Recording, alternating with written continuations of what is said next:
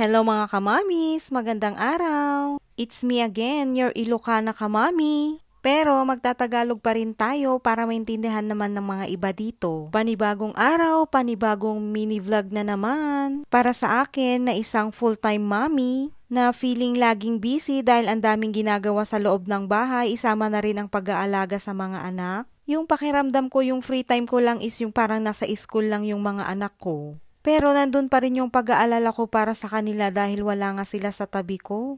Ganon din ba yung mga pakiramdam nyo? Kagaya nung pag nasa school sila nakakapamalengke tayo ng tayo lang. Tapos pag wala sila sa bahay nagagawa natin yung mga gusto natin. Nakakapaglinis tayo ng mabuti sa bahay. Nagagawa natin ng maayos yung mga gawain natin. Kumbaga very productive tayo pag wala tayong kasama, ganun. Ay nako, ang dami ko na namang sinasabi, hindi ko alam kung saan ko pinaguhugot yung mga yun. Ganto siguro pag wala kang nakakausap ng mga ibang tao kundi yung mga anak mo. Tapos si Habi naman malayo, limited lang yung oras na pag-uusap nyo araw-araw. So ayun nga, napapadami na naman yung mga sinasabi ko dito, hindi ko alam kung may katuturan na sa mga video na ipapakita ko sa inyo.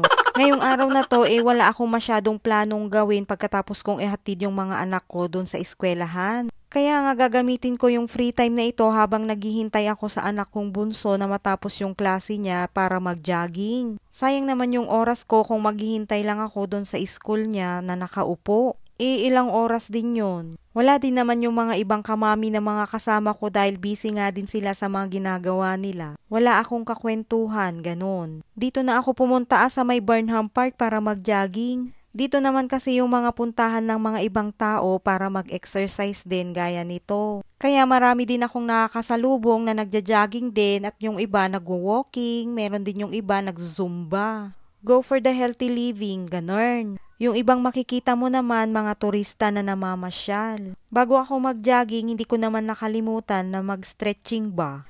Para hindi naman tayo maipitan ng ugat, mahirap na. Ang maganda dito habang nagja-jogging ka, marami kang nakikitang magandang tanawin. Kasama na rin dito yung mga nagzuzumba na maganda ding panoorin.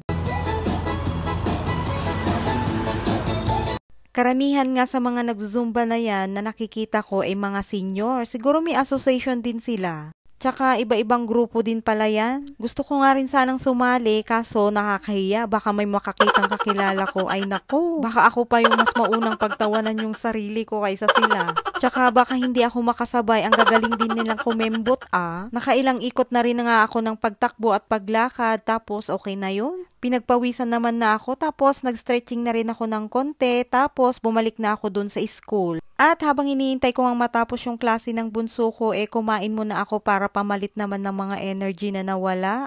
Yun lamang po for today's video. Salamat po ulit sa panonood. Bye! Ingat!